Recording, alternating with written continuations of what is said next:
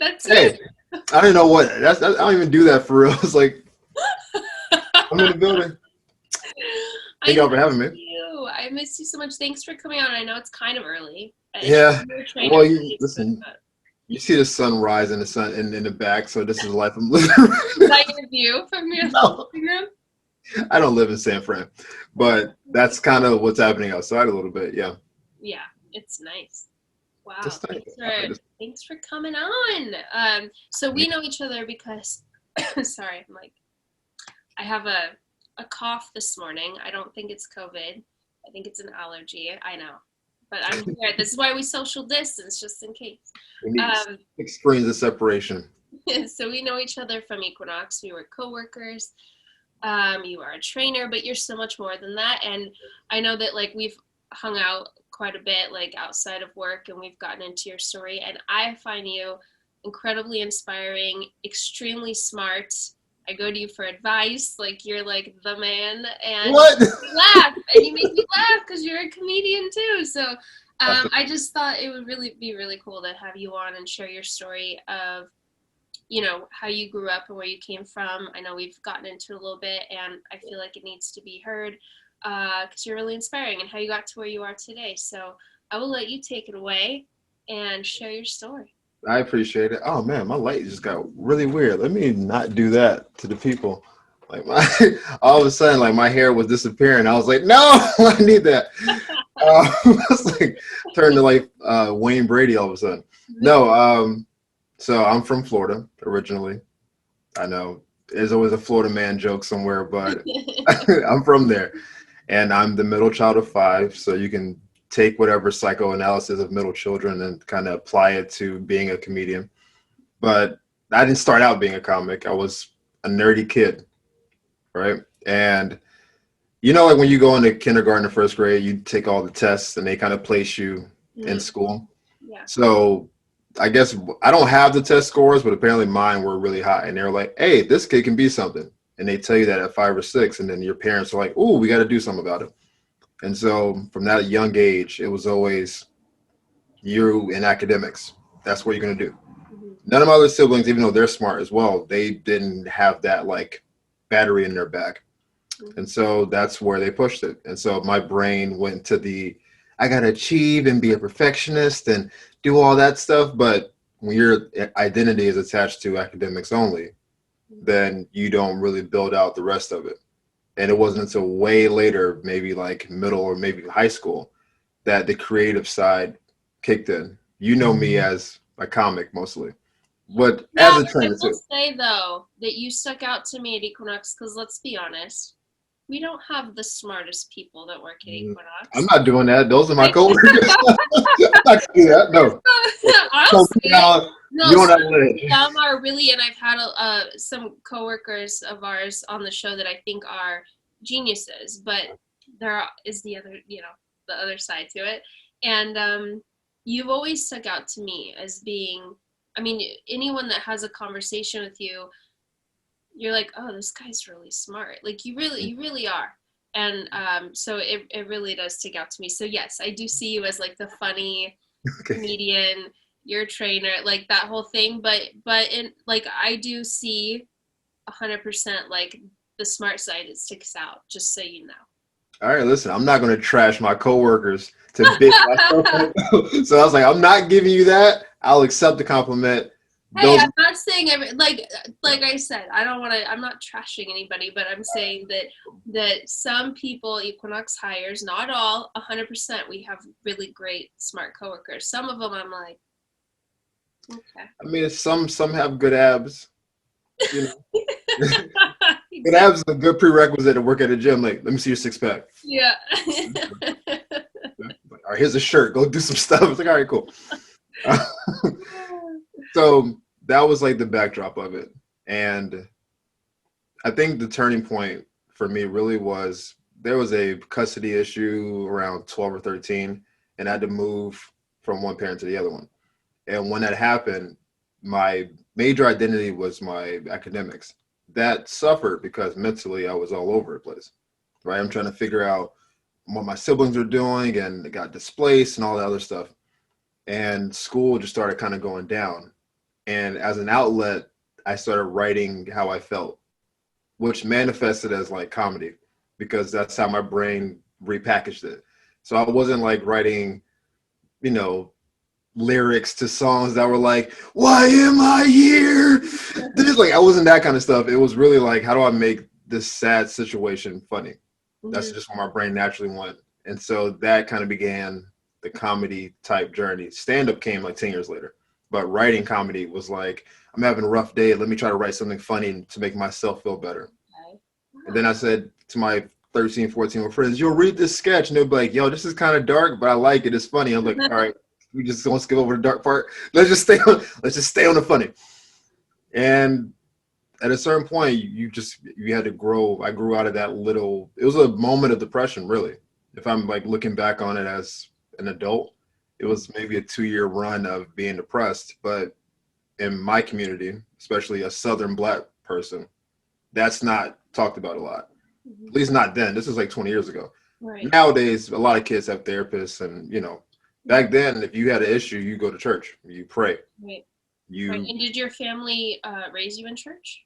Yep, Yeah. very much so. My dad's dad is a preacher, or was a preacher, and he's from Trinidad and Tobago. He started the church in Trinidad and Tobago, and then moved the family to here, well, Jacksonville, and then started the church here, and so that's been the cornerstone since putting on Easter suits at 2 years old with the Yeah. little hat and the little shoes you get from Oh, Walmart. that's great. That's a Easter outfit. Walmart shoes with the little pinstripe and the clip-on tie. We need photos of that. There are none. I don't have any baby photos. Really? I don't have any photo until I'm like maybe 4.5 or 5. I don't know what happened. My mom says there was a fire. I don't believe her. I Well, you don't were believe her. little. I feel like after like one or two kids, the parents are like, But here's the thing. a lot of work. My 2 older siblings have photos, and my 2 younger ones have photos. I'm in the middle, like, y'all got any pictures of me? Huh? Oh, Like, there's not a single the depression. picture nowhere. I don't know what happened. Oh man. So, unfortunately, the earliest picture you have of me, I think, is like first grade. My sister actually texted me this yesterday. My mom's going through some stuff and doing like some early spring cleaning, I think, and she Mm. sent my sister a photo, and it's a baby book. It's got like precious moments on it, baby photo album, and it says Megan. And she literally screenshot and sent it to me. The text it was that, and then my mom said, "Do you want this? It's completely empty, but it's still cute." And my sister said, hence my childhood trauma and my issues today. Poor At least thing. you got a binder. At least your mom at one point was like, "I want to do the right thing." And then life happened, and she's like, "You know what? You do what you can." I failed. So I'm with your sister on this. Do you have any pictures? I kind of wish I have pictures. 'Cause I remember the moments. Like I remember being dressed up because I don't know how it is in every other community, but getting dressed up on Easter Sunday is a big deal. You Mhm. pick the outfit's been laid out for like 2 weeks. It's coming. You're like, "Yo, I'm about to kill him in church," and then you're like 5. You're like, "Oh, I'm about to kill church." You put the outfit on, you be like it has nothing to do with God at that point. It's really just about looking fresh in church. Yeah. You just come in and like you walk in a little slow. You look at the usher, like, "You see what I'm doing? What's up, y'all? All right, hey, that's your wife. All right, hold her hand. You're 5, remember." But you look dope. That's another big time moment. But I don't have any photos of this stuff. Oh, It's a little sad. bummer. Well, but we know you were looking fly, going into church at 5. I had glasses on. I was a 4-year-old with glasses and a tie, and I think I had a clip-on bow tie one year. Like I really went hard that year. I was trying to show them what time it was. It's like, you ain't never seen a clip-on bow tie before. It's like, you're 4 with glasses. Like, do better. So you really like were in the academics until what, high school, and then you started having a social life, or when did? Well, I never stopped being in academics. I just added elements to my Right, life. you added the. Like I went through that little blip is what I'll call that depression blip where my grades were like sporadic. And they were like, "What are you doing? You're smarter than this." And I was like, "I don't know. I don't get physics, but like I did, but my brain just wasn't trying to focus." I went through a little blip, and then I started playing football, which is like I guess the physical aspect to it. And then hey, So um, he's like warning up. then I started playing sports. This is the changing point. Honestly, came when I got contacts. I've had glasses since I was like 4, so 4 until like 16. Always had glasses, never had contacts, whatever. My dad, who has contacts, never wanted me to have them because he wanted to be cool. He was like, "You can't handle these contacts, but I can." I remember one day, like, "Where you going?" He's like, "Give me some contacts." Do you think that And affected you as a kid? Because I remember getting glasses, and I at first was really excited about them, and then I went to school, and then people were like calling me a nerd, and then I didn't want them anymore. And so even though I needed them, I never really wore them. I would get to school and I would take them off. Did it affect you that way? absolutely, absolutely hated them. But my vision was so bad. If I took them off, I would legit walk into a wall. So I didn't have the luxury of I'm gonna be cute in class, but like it was if I took them off, I was like, "What world is this? Is this what like babies look like?" When they're like, "What is this?" I couldn't see anything, Oh, so I couldn't take them off. And my glasses, my prescription was like it was thick, like everyone knew they were bad. I, aw. I fully I leaned into the nerd stuff when I was a kid, like up until maybe 10 or 11. Like, "Yo, I'm a nerd. So what? Nerds are cool, man." But then middle school happens, and then puberty starts happening, and that's when I was like, "Man, being a nerd is kind of lame."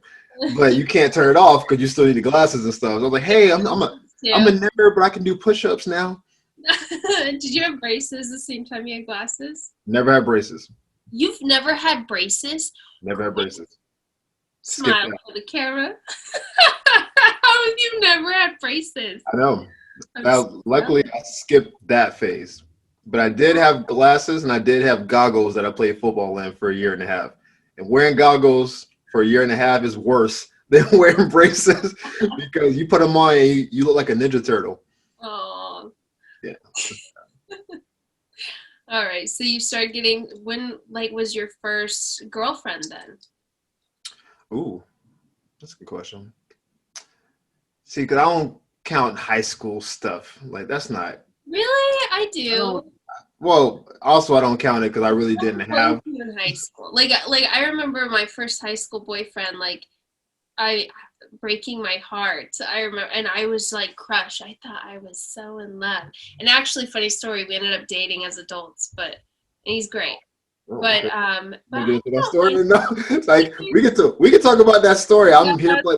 I got my tea, so I'm good. I'm good. I'm good. So okay. So did you date in high school though? I did not. You didn't?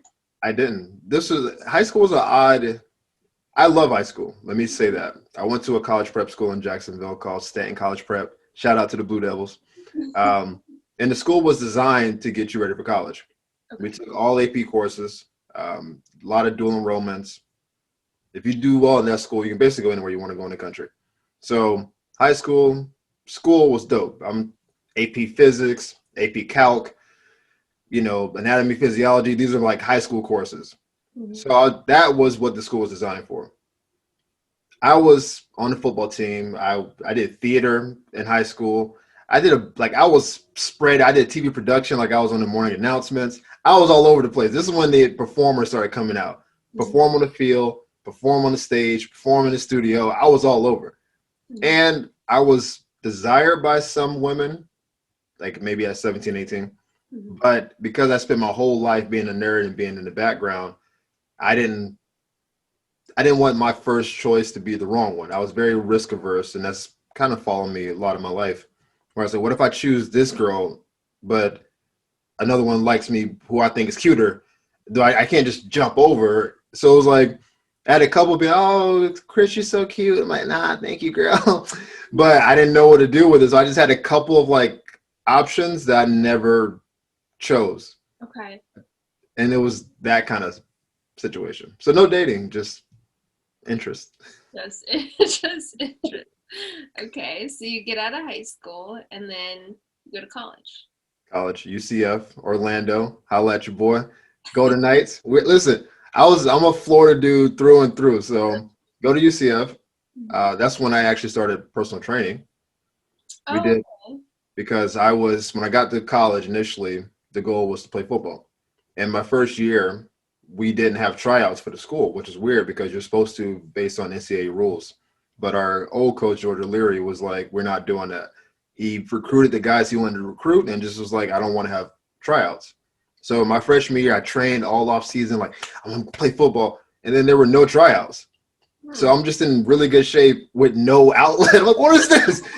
And he had tryouts the following year. And that year we tried out, and he didn't take anybody from the squad. He was like, if I wanted you on my team, I would have recruited you. I'm only doing tryouts to fulfill the quota from the NCAA. And so after that, I was like, well, now I've put 2 years into training. I'm in the best shape of my life, obviously. And one of the guys, one of my friends who now works for Lockheed Martin, he's a super engineer guy, but he worked at the school gym just as a side job. And we got close through other friends. He was like, dude, you're like in the best shape of all my friends, but you don't work at the gym. And I was like, no, I was trying to do football, man. He said, listen, I can probably get you a job at the gym. And back then, they only hired 5 people for each cycle, and UCF has like 50,000 students. So to get hired is like, you're basically like a boss. He got me an interview, and the guy, his name was Devon, was like, yo, I've seen you around the club. I always thought you were in really good shape. And then we did an interview. The interview was dope. He said, look, the job is yours. And I was like, what? And once I got in, started training, and that's led all the way up to now. amazing. So, would you say that, I mean, because I know that you write, Mm. you're a comic, is training a passion, or is that just what you found you're good at and you want to do it until you get to the next level of your career in other ways? Or do you really love like training people and seeing those transformations because you're great at it and your clients, they stay with you forever? I've seen that. Yeah. Which You is got some love. We're like this. It's both because the way my brain works, which I'm still trying to figure it out, is very complicated. It like monotony makes me feel like meh. So a desk job wouldn't work because it's too 9 to 5 ish, right? same, yeah. Personal training allows you to have more freedom, but it's not set in stone. Like our joint actions are the same. Your elbow and my elbow does the same thing. My biceps are slightly bigger, but we can talk about that later. Just a little bit. Like you're crushing it. You're like, "What's up, Chris?" I'm like, "Hey, put that arm down," you know. But our elbows do the same thing, right? So there are certain things that we're beholden to, but there are a lot of ways to build muscle. There are a lot of ways to lose weight. There are a lot of ways to keep people interested. People have different sport backgrounds, and so it allows training people to be like this beautiful mosaic you can make for each client. You can have 2 clients who want to lose weight, and they don't do any of the same workouts. Right, And exactly. so that is an awesome thing. And then, of course, the freedom of time it allows because you make your own schedule. You can say I'm working at 6 a.m., done training at 11. The rest of the day is for me. Right. And you can make so you can do auditions. You can go pick your kids up from soccer practice if you have kids. You can hang out with your girl or your guy. You can move a lot more freely, and you still make pretty good money, assuming that you have a nice client base. So there's a lot of it's like that. It's the best of both worlds. Mm-hmm. And yes, I like being in shape. I like being around fit people, and gyms are just a nice spot to be in. So it is a passion. I don't go to bed and think, man, I'm a trainer. I'll say that. Like I dream of being on stage and writing and creating. But as a job, like I can do this. I haven't burnt out, and it's been 12 years. Right. Most trainers burn out That's much earlier. exactly how I feel too. I've been doing it for 10 years. And we, we're in the gym by 5 in the morning, and sometimes we don't get done till 8 or 9 at night. But we don't burn out. Like, I mean, there were like I have to say that like with the pandemic, I've now realized how hard I was going. And I'm like, man, I can't imagine going back there again. But with that said, it is starting to pick up where I'm training more people in person and I'm getting up early again and Yeah, staying late.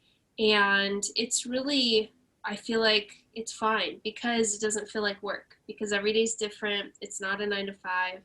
yeah, You're working with different people every day that you love and you're seeing those transformations. And so, yeah, it's like you don't get burnt out because you're doing what you love with people that you like, yeah, and then it does allow you like the time to go do other things that you're passionate about. Like I'm working on the clothing line and doing this podcast, and I've got a new puppy, and I see the puppy is like, I'm here. yeah, she's like, don't forget about me.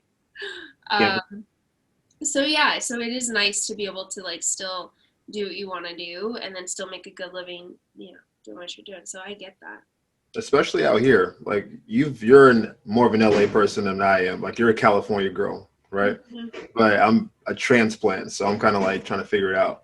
And when you talk to performers, comedians, writers, whatever, most of their stories are the same. Oh man, barely getting by. Money's tough. It's five of us at the house, and it's a one bedroom. And it's like, so when you talk, like they're always having a similar. There's a one or two comedians who are like, yeah, I have a real job. I'm like an accountant, but I do comedy on the side. And their job, you can see they're so relaxed going to a comedy club. They walk in, yeah, let me get 2 drinks. They don't start like, they don't look at the menu. $7 for a water. Like they just like, oh, just give me 2 waters, fam. I got an MX. We're good. You can see the people who have a little bit of money and the ones who are like, are those peanuts free? I want them, but I don't know. Like, and so having a job that, I can actually afford to like have chicken wings at a comedy club if I want them. Mm-hmm. And when I talk to comics, it's like it's a luxury. I didn't realize it was, but they talk to me like, man, I think I'm gonna have to start catching the bus again. I'm like, I'm thinking about buying a new car. I need to shut up right now. I'm like, yeah, the bus is crazy, man. But, yeah, that's great, especially with comedy because like realistically you're going to train in the morning and during the day, and then comedy's typically at night, and so that's great. And I know that you were writing a few, so like you were working on writing like a script and stuff, and so I wanted to get into so I guess we'll backtrack. So you were training, and then eventually I know you come to California. yes. And so I do want to talk about like what brought you to California, and then I'll ask you the question I had. All right. So I'm trying to figure out how deep I want to go here. All right, whatever. We're on your pod. We'll do it. The first part that brought me here was I was attached to Miami, which is where I moved from, but I saw the writing on the wall, right? There's a saying that if you're a big fish in a small pond, you need to move into bigger water. I feel like I had gotten to the place where I was kind of a bigger fish in Miami. I wasn't the number one comedian, but all the comics knew me. I was making really good money. I didn't have any debt. I was driving a Camaro, and I'm not even like a car dude like that. Just to say I had one.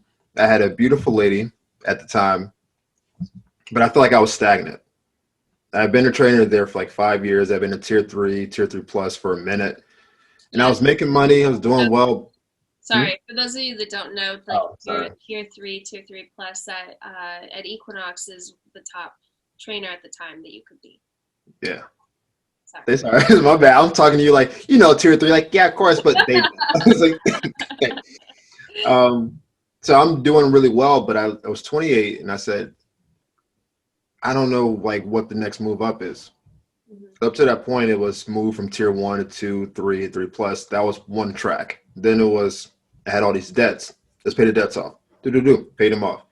Then I want to save a certain amount. So I had done all my checkbox stuff, and I was like, well, what do I do now? Right. And I hate cold weather, so I wasn't going to New York. And my friends are like, yo, come to LA, like, because you do some acting stuff, right? Which I don't really do, but I just told them, yeah, I act. And it's like, well, you got to come out here. The comedy scene is great. The weather is similar to Florida. Mm-hmm.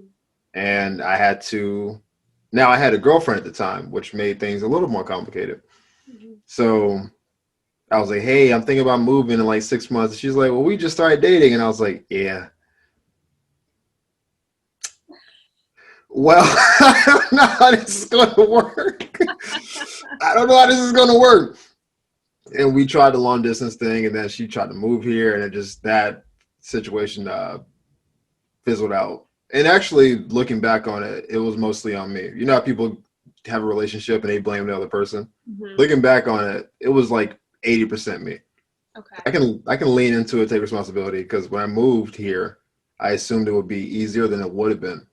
And it wasn't. I thought I would just pick up clients quickly. I thought I would be at the comedy clubs and I would start making some connections. Didn't happen. It's a lot. Yeah, it's a different vibe, I'm assuming, than the. Very much so. Very, very different vibe. And I had never even been to California, much less Okay. networked and did anything here. So when she Yes. moved, she was like, "Hey, let's go hiking." I'm like, "I got 4 jobs. I don't know what's all this hiking talk." I got 3 clients. I'm doing Uber. I'm doing DoorDash, and I think I'm giving blood later. You over here asking about hiking? I got a lot of. I had to live my life, baby. And and that was obviously bad for the relationship because I couldn't give her the time I wanted because the money wasn't right. Yeah. And all she wanted was my time. Like she didn't really want money, but time is a valuable resource. And in Right. California, money is so premium that if you don't have it, you really can't move the way you want, especially with a partner. Right. So the ego part got involved. Like I was, I didn't let her into the struggle as much as I could have. Like, hey, no, it's hard to pick up clients. I'm not getting traction the way I want. Like we may have to cut back. I could have had that conversation. Instead, I just kind of walled her off. And I did did what she got. fully move out here? Hmm? Did she fully move out here with you? She moved out here after 6 months. Yeah, Oh my goodness. I know. I know. It was a rough one. Let me tell you something. But but that was the conversation though. That should have happened. I should have had the open. Let's make this work thing. And what happened is I started alienating her. I started just pushing her away because I wanted the time to do those other things. And then there are nights I would spend moments with her when I wanted to do comedy. And because she's a woman, she can pick up on stuff. She's like, "You're here, but you're not with me. Right, You're exactly. here in body, but your spirit's not with you." I'm like, "Well, yeah, there's a, my boy's hosting a night at the Laugh Factory, but I'm here with you because you're my girl." And she's like, "Well, yeah, but you really want to be doing comedy?" It's like, "Yeah, I do want to spend time with you as well, but I moved here for the entertainment industry." So it was like those worlds were just doing this, and we're actually in a really good place now. We broke. It wasn't amicably at the time, but it's amicable now. Like at the time, it was like lose my number, and then like 6 months later, it was like here's my new number. Yeah, I think that's natural, but it is tough in LA when it's rough because if you really want to become successful at something, especially here, you have to really focus all your time on that one thing, but you also have to make money, and that thing you focus on doesn't necessarily make you money. So then and then you're stretched so thin, and then with the social life or like, I get it. Like then it's like, well, I want that, but then it's taking time away from like my goals. And and then it's like what takes priority, and Yeah, then that person thinks you're selfish or like, oh, you're just into like your but and you really do like have the best intentions, but I get it. I've been there at certain places in my life where I'm like, yeah, it's just what do I want more at this time in my life, and like that has to take priority. So it sounds like you knew what you wanted, you moved here for that, and poor thing, she just didn't, yeah, yeah. didn't happen. That was what's weird is that I think about that moment a lot because her and I we talk now, and I think back to it because she in a lot of ways was the ideal person to be with at the time. I do think she was very supportive. I do think had I told her what was all going on, it would have been a better situation. But it's like you do what you do at the time because you think is right. Looking back, it's like you should have done this. It's like, yeah, but if I know this information, then I would have acted differently.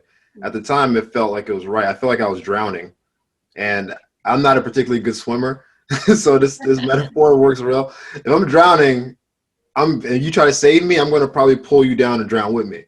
I'm not going to let you save me because I don't feel safe in the water. Mhm. And this is actually brought to you by a real story in Mexico where I almost died snorkeling. Oh And the no. guy came in to save me. He's like, "I got you, bro." I was like, "No, we're both going to die." He's like, "Chill out." And like legit, like Oh my god. almost put him down with me. But that's neither here nor there. So the metaphor is consistent though. If I felt like I was drowning, I didn't feel like I could save her without pulling her down into the abyss with me. And maybe because she cared, she would have been like, "I'll go down with you. We'll drown together." But I don't want to drown 2 people for myself. I was like, "Save yourself. If I die, fine. But if I make it out, then that's a story to tell." Mm-hmm. On How Morgan's long ago was podcast. that you guys were in that? Hmm? How long ago was that relationship? This was almost 4 years ago. This is some time. This is not a recent thing. That's why we're at a good place now because Yeah. there's enough separation between the events. It wasn't Right. like next year, not good. No. And did Like she move back or did she stay here? she's in Fort Lauderdale, Oh, okay. Okay. so And that was your last like serious relationship, right? Because I don't think yeah, you've been in one since I've yeah. I've been in little situationships and Is that what you call sometimes there's been some situationships.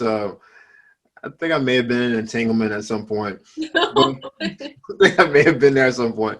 But a lot of those little moments, I've actually spent a majority of my adulthood being single, Mhm. but that's based on a principle. And this actually can tie back to the high school thing. When you're a kid, you watch adults to kind of map out your life a little bit. And I realized I didn't see a lot of good relationships growing up. You see a couple like maybe in the church, maybe like on TV and stuff. But I didn't see a lot of good relationships. And I realized a lot of people were just settling for the people they were with. Oh yeah, we went to high school together and we just said, here we are. We work at the same place. Like they were just selling for what their life was. The life was fine. They had kids, house, whatever the dream was, the dream. But they weren't happy. And this is men and women. Mhm. And I said, I don't want mundane. I don't want average.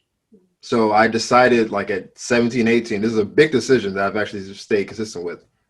If I'm going to be with somebody, it has to feel exceptional. Because if it's not, then I'm going to want to do other stuff. Yeah, and I hear you 100%. I just had a conversation with a friend about this because I'm still single. Oh my God, this little dog. This She's dog is all over this pod right now. yeah. Give her a mic. um, yes, I'm still, I'm newly single again. And No, no. I feel like Congrats. I don't know. This is good. I know that thumbs up or thumbs down moment. I don't know how. oh, it's just a thing. It's not good or bad. I feel like it's just, it didn't there was no drama. It's just we decided it just wasn't going to work out because it was long distance. We met during the pandemic and in the beginning, he was all for moving here if it got serious. And then when we got serious and we're talking about Uh, taking that next step, he said, I got to be honest with you, I don't think I could actually move. And I knew from day one that I couldn't move where he was at because then I couldn't do what I love and make the money that I do. And I just knew like it wasn't going to work. And so we just decided to go our separate ways. But I am very fortunate to have great examples of relationships in my family and with clients. Like I just see their marriages and I'm like, I'm not going to settle for anything less than that because I see what they have and I see it's possible. And so, yeah, it's like I could, oh, calm down. She's like going crazy. Sorry, guys. Um, love it. and so she just wants the attention. She's like so sad it's not We can open a third box and just put her in. on. Yeah, so I see like, people get married all the time just because of their age and they want kids.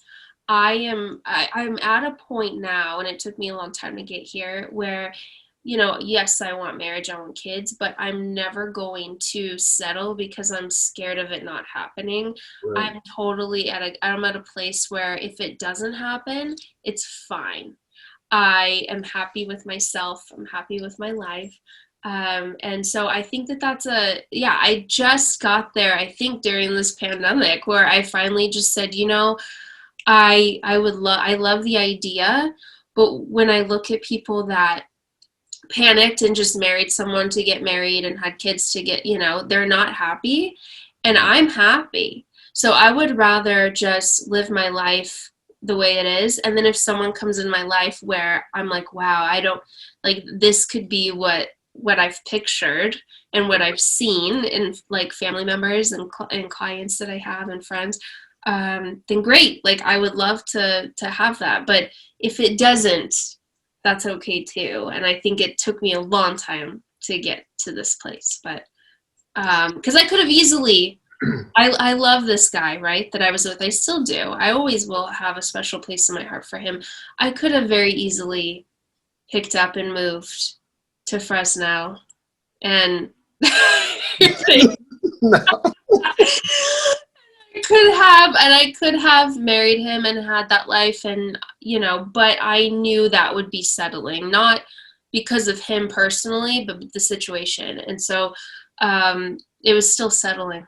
And so I couldn't do it. And that's just where I'm at now.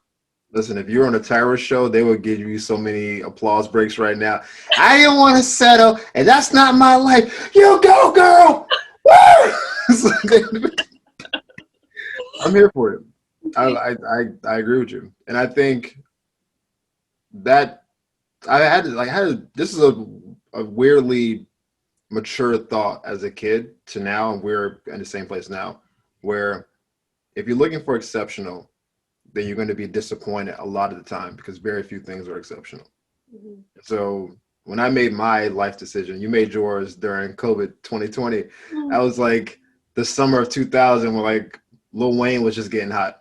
It's like, yeah, Louisiana. I was like, you know what? I don't want to settle. The thought was, if I'm looking for exceptional, that means I'm going to be single a lot. And I have to be okay with being single, because if you're not okay being single, then you're not going to be able to put the time in to find something special. Right. So that was a decision. I just like made it, and I never really wavered from it. So my friends would be in and out of relationships, like, yo, Chris, man, you always single. Then like someone special would come along. I'm like, ooh, this might be the one. And then we'll go forward, and then whatever. And it would be like very intermittent, 3-4 years in between dating. And I have a lot of good female relationships. It's not like I'm not some like misogynist, some guy who doesn't have women communication. But to say you're my girl, I'm your guy, and we're gonna move forward, and I'm gonna block out everybody else because we're in LA and I moved from Miami. So the last 10 years of my life, the level of temptation is as high as you can get. Mm-hmm. So if I lock somebody in, that means that I'm saying no to everyone else, and vice versa. There's plenty of guys who have beards like mine, but I also have a Lambo, and I'm driving a Toyota Camry. Shout out to Toyota Camrys. I don't know if you're being sponsored, but you're about to be.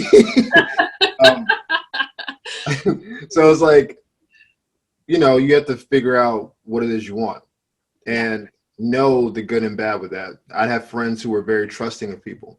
They just let people in. When you let too many people in, people can hurt you. Mm-hmm. And so when I have conversations, they go from trusting to maybe jaded. And I say, listen, you can be a trusting person. Just understand that some people are going to go too far. And if you're okay knowing that you'll let some people get close who shouldn't be close, but you'll also let people in who should be let in, then you do the cost-benefit analysis. If you're closed off, the exact opposite is true. You keep everybody out, but there are people on the outside you should probably let in. Right. You have to be okay with the fact that, yeah, I'm kind of alone. It's like, yeah, but you've closed yourself off to that. Mm-hmm. Opening up makes you vulnerable. Right. Vulnerability means you can get hurt. It also means you can fly. So right. Exactly. All these thoughts have both sides. Hey, I'm looking for great. Well, there's a lot of bums out here. I know a lot of these guys, living on couches, mm-hmm. don't have jobs, but like can clean up good on the gram. Mm-hmm. That's the bum in the dating world. Mm-hmm. There's a lot of them. A lot of people who just move here with a guitar and like, I'll figure it out when I get there. No plan, no savings, like money in the shoebox. I was totally that. Lived in my car, no plan. Just it's gonna work out. And fortunately, I mean, it did, but it took a while to get here. Well, you're talented. Like you also are a really good connector. So you made it. It didn't just work out. You made it work out. I'm giving you credit for making the moves because you made the necessary connections. You found the right jobs. You found the right people. You found the right industries. If you just show up with a guitar playing on the side of Rodeo, like somebody's gonna hear this and gonna sign me. It's like, all right, I wish you the best, guy, but unlikely. Yeah, definitely. Yeah. So, so during this pandemic, has it been tough for you? So on one hand, I was thinking about this yesterday, knowing I was going to talk to you today. As a writer, Mhm. this has probably been really cool for you to be able to kind of just like work from home and get your writing done and do things that you might not necessarily have had a ton of time for Right. because LA traffic, we're stuck in traffic for hours going from client to client and stuff. So, how's the pandemic been as far as like training goes, and then also just like writing and doing stand up? I know that you do your virtual comedy shows, which are amazing. Yes. So you've made it work, right? 2020 was great for me. I've I I say it to people and it sounds bad because I know what the year was for the world. Mhm. But it was a really good year in my life. And some of that is, planning. You have to pre-plan some of that out. I saw the wave coming a little bit and I was like, all right, cool. Let me start talking to my clients like, hey, what if things kind of shut down? And I have equipment for training that I've been accumulating for like 4 years. So Mhm. I have Bosu balls and bars and TRX. I have all that stuff already. Because once the pandemic hit, finding equipment was like finding Waldo. Like Yeah, it's like, same. you guys Yeah. have a dumbbell? Yes, it's $74 Yes, for I five. know. It's insane. And thank God I was doing boot camps and stuff because I went private left Equinox a couple years, a few years ago. And so I bought like I had multiple Bosu balls and a TRX and Vipers and weights because you can't find anything. It was a Anything. ghost town. Amazon was charging like 5 times the rate. So for those of you who don't buy weights, the correlation for like a dumbbell is basically like $1 to $1.50 per pound, Mhm. right? So a 20-pound dumbbell should be between 20 and like $25, whatever. But they were selling a 10-pound dumbbell for like $50, $60 during the pandemic. So it was like, well, how can I build a weight set if I'm spending $60 for a 10-pound weight? Well, what if I want a 20-pound? If I'm like getting Oh, buff, that's 100 and the numbers were crazy. insane. But I had stuff, so that was an easy transition. I live in the valley, which most of my clients do, so the commutes weren't bad. And we have a lot of parks around here, which is also the beauty of being in California. Like, Mhm. it's like, yo, let's just train at the park. Weather's Cool, nice. Yeah. make the move. The Yeah. writing side was really that was really the special part because I write or I wrote, but I didn't have the structure you needed to write with. I just had an idea and my brain would just say, write it. So it would look flowy on paper. But people who read scripts will be like, oh, you don't have your acts defined. This character has no development. They can pick it apart as they should. I'm not a professional writer. But during this time I got to like actually break down scripts, figure out how long each act should be, how to introduce characters and all that. So I really like took a serious interest in what the art of writing a script is. Mhm. As a result, I wrote like 3 little pilots during this time, Wow. and Take that advantage was a of this time, which is amazing. Ben, the producer of this, we were just talking about this last week, how if you didn't take advantage of this time, then it's just not in you to hustle and like to go after your dreams because you have all this time where you usually say, I would love to do this, but I just don't have the time. And like, I exactly have to make money, so I don't have time to do my passion. Like, this is the time to like perfect what you want to do what you want to do. And so I'm glad you took advantage. I knew you would. I had no question. I'm like, Chris is probably writing like a million shows right now. He's going to come out pitching all these shows after the pandemic.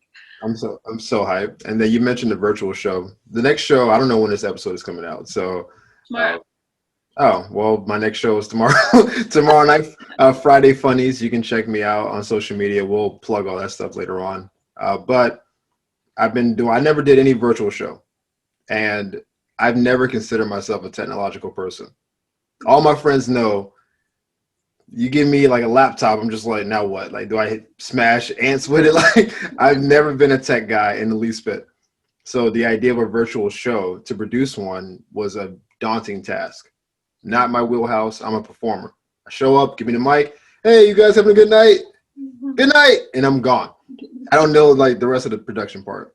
So producing a virtual show and it's bi-weekly means it's like booking talent, then selling and this all the nuances of the show. It's been a roller coaster. That first show was a rough one. Let me tell you. The screen went out. I didn't know how to spotlight people, so I was just like, I was just hitting buttons during the show. They're like, I mean, I get the idea of the show. This guy's not good yet, and we just did it. This Friday will be our, I think, 16th show. Yeah. So there's a lot of shows, and we've had a decent fan base. Hmm. People from East Coast, West Coast, Central, really eclectic group of people who've come through. And just like anything you practice and you put energy into, you get better with time. Yeah. Now there's a rhythm to it. The Yep. show flows a little bit more smoothly. People are now hitting me up, yo, can you put me on the show? So booking the show is not nearly as difficult because they're reaching out because they keep seeing the flyers like this guy's pumping out shows every 2 weeks. I gotta call this guy. And so And it's you have a lot of people on. I mean, it's hard enough even getting, like, some weeks are easier than others, but to like get guests, and that's just one guest a week. Like, you have tons of people involved in your show, and it's really well done. You wouldn't know, like, how, because I feel like, I worked at comedy clubs. I was a photographer in quite a few in LA, and so I know quite a bit about stand up, and the room is so important, and the way that it's structured, like the comedy club, and I've seen it done in theaters where it just does not work because everyone's sitting facing forward to technically, like, so the vibe of a room is so important when it comes to stand up, and you wouldn't really think, you think it's just if the comedian is good or not. It's so much more than that. But somehow yours seems to work with the virtual thing, and I can't figure it out, but it just works. It's still hilarious. Everyone's loving it. Everyone's having a great time. If you guys don't have anything to do on a Friday night, like, definitely check out Chris's Zoom comedy show. It's amazing.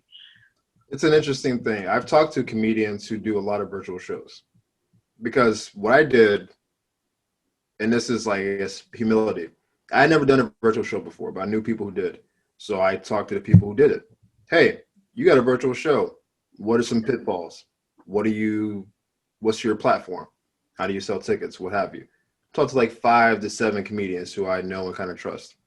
I say, hey, watch out for these people. Watch out for show infiltrators, um, background noise, tickets are weird. Like they gave me all the download. Then I did a couple of shows for like Flappers and a couple of comedy clubs out here, and I got a feel for how they run their show. And I found what I liked and what I didn't like. I realized virtual shows don't work super structured, but comedy shows have to. If Right. you're doing like a Fresh Faces at like the Laugh Factory, they got 10, 15 comics and they have to like a 2 hour time slot. So they're like, okay, cool. Each comic gets 3 to 5 minutes. The host does like 7 to 10. They got to kind of keep it there because if they go over, they run into the next show. And then they're losing money because you got to do the show, pay the bills, get everybody out, clean up, get new people in, and like do it again. Right. So their time is really important. For a virtual show, if you're like, hey, you got 5 minutes and I'm like doing a timer and it's like, it doesn't work as well because the show inherently is more informal.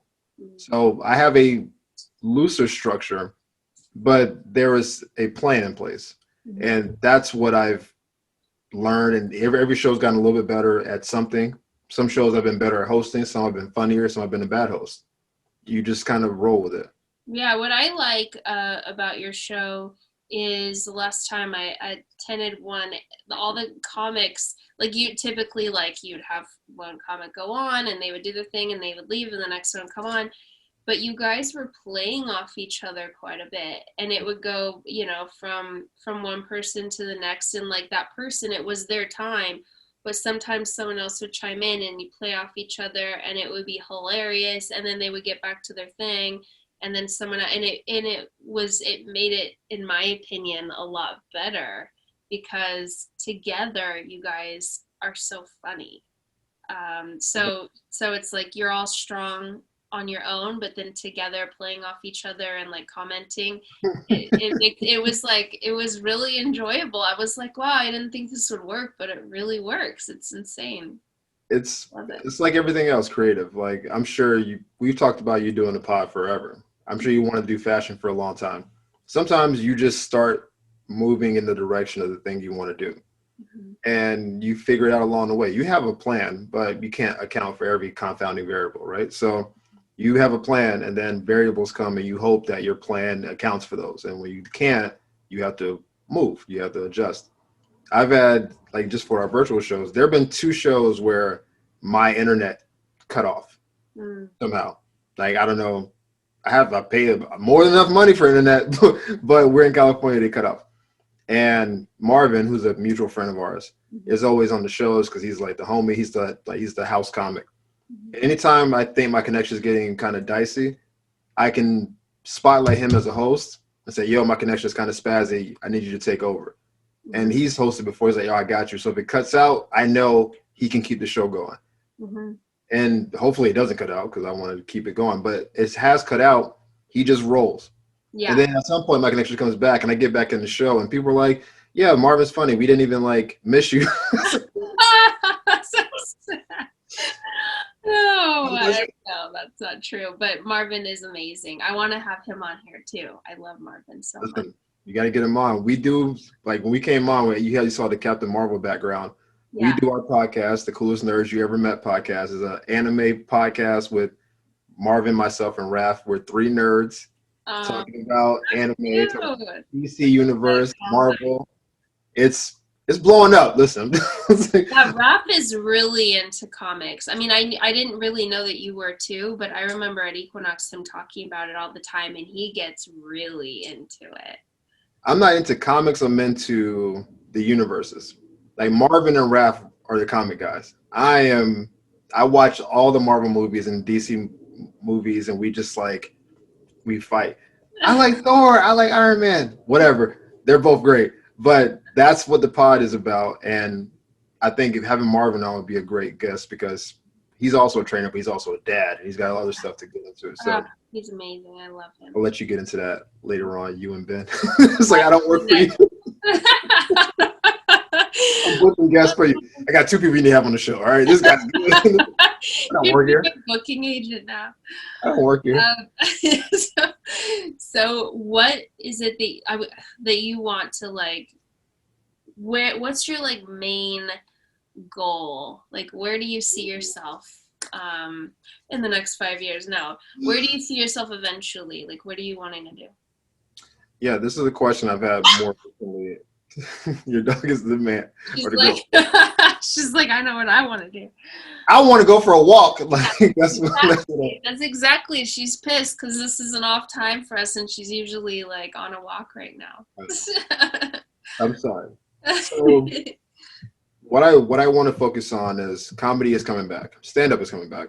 Hmm. Like we're doing outdoor shows in LA currently. Yeah. We're probably a month and a half from being indoors again. Hmm. Last year, I was planning on taping a special. That was the goal. The goal was like July 2020 special being taped, right? Hmm. And then COVID said, "Nah, fam, we're not doing that." I was like, "All right, well, I guess I'll hold on to these jokes." So now that things are ramping back up, Hmm. the goal and the short-term goal is to tape a special this year. And depending on whether it's a 30-minute or an hour-long special, really depends greatly on how I feel about my material at the time. If I feel like I have 30 strong minutes, but the next 20, 30 is kind of dicey, I may just keep it 30. If I feel like I have a strong hour, I'll go an hour. Yeah. But I want to tape a special and I want to put it on one of the DSPs, Amazon, Hulu, whatever. Netflix, woo! But one of those. That's the initial like thing because that's where last year was trending towards. I was doing all new material because I wanted to get that to pop off. So that's the initial thing. The script part is so dicey. You need connections. You have to be in the rooms and all that. I do want to be in the pitch meeting at some point with one of my scripts and be able to at least sit in front of the people who can make the decision. Hmm. They may say no, but you got to be in the rooms. Once you're in the room, they kind of, oh, okay, yeah, you're the kid who came last year with the script. We didn't pick up, but you were here. I want to get into those rooms. And then obviously like on the training side, work, save a certain amount because I'm got some ambitions, buying a car, house, all that good stuff. Those are on the perimeter, but that's what's happening. So your end goal though would be to like have your TV shows take off, and I would assume star in them because they're sitcoms, right? there's one I think I should be in. There are two I probably should not be in. Okay. So there's the thing you don't. I haven't told you this, but now the people can hear it. The last script I started writing is a script told from a first person female perspective, which is wild because I'm not a woman at all.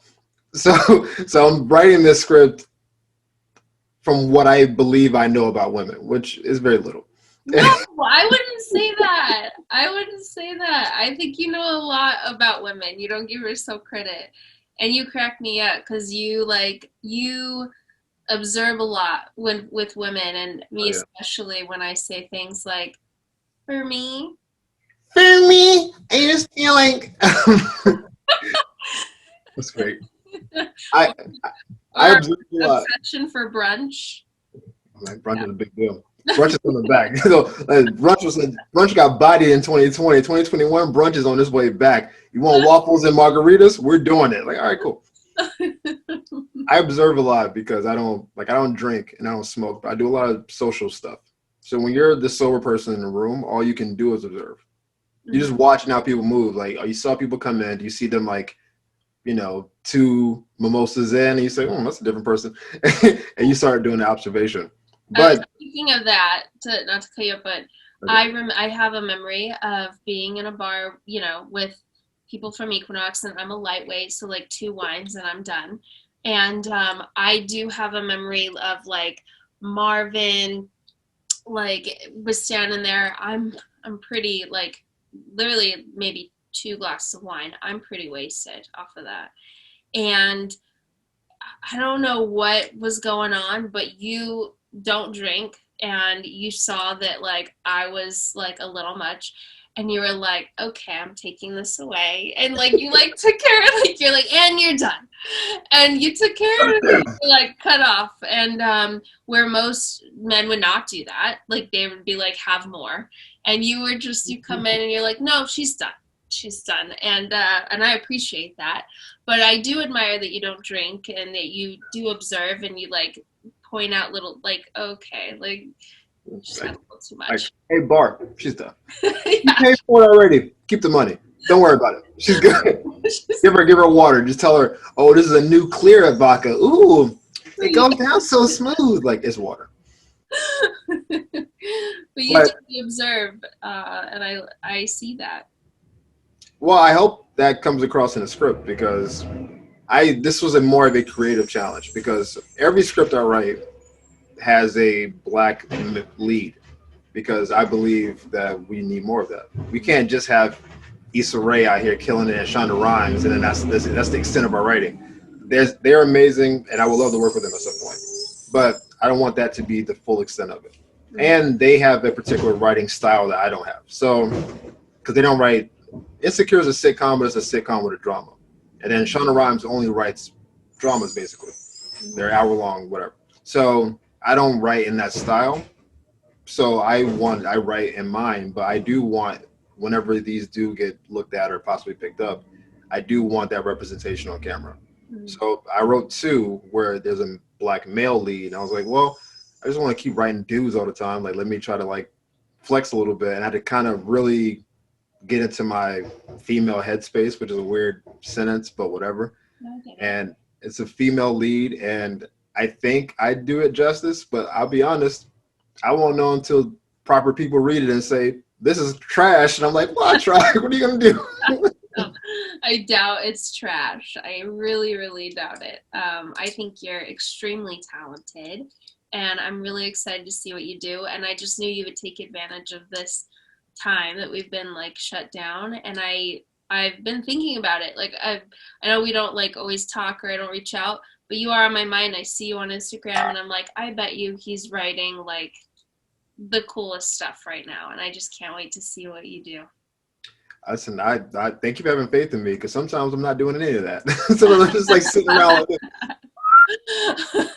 No, he's no, creating something magical. It's like, nah. you're like, I've been playing video games, Marvin. No. I don't even have a video game console. But what I've been doing recently is I spent all that time writing scripts, and I kind of stopped writing jokes Okay.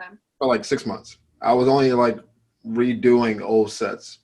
And I said, wait a minute, like I should be just because we were close. I know I wouldn't be able to get like on a formal stage, Mm-hmm. but the scripts are, they get you in such a space. Mm-hmm. So recently, I've been writing every day something for stand up. And Great. maybe cleaning up an old bit, or maybe just letting my brain randomly create something new. Some of them not gonna make it to stage. I'll be honest. I'm like, I'll read it the next day. I'm like, this isn't good. This is not good. Like, where like my brain went to some dark places. Like, I'm tired of all the social media stuff, man. I'm like, nah, that's not gonna fly. But some of them are like rough. Like you got to like polish it up a little bit, and over time, the goal is to polish it up and then try it out, and hopefully people laugh. Mm-hmm. Oh, I'm looking forward to seeing it. So where can people check you out? Well, you can catch me on Facebook at Chris Kane. Just very basic. Chris is with a C, Kane is with a K. My name is on the screen, actually. You can actually see the Yep. K. And so on Instagram and on Twitter, it's Sexy Comedy, which is sexy the way you think it's spelled. And then comedy is how it's spelled. I think you can type in my name, Chris Kane, it'll come up as well. And podcasts. Ooh, sorry. I have two podcasts. I have the one with the friends, the unofficial. Wow. We can edit this out. Fix it in post. Fix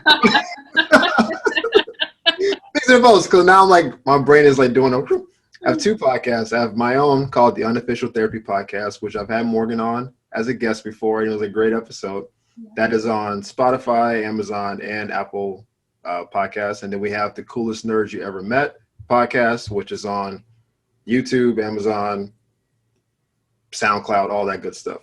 So one's anime pod, one is supposed to be relationships, but really it just became interesting people. So it's like a baby version of what Morgan's doing. But check me out on all those platforms. Awesome. Thank you so much for coming on, Chris. I miss you. I can't wait to see you in person again. I'm here for it. All right. Well, take care, and we will see you. Thank you. See y'all.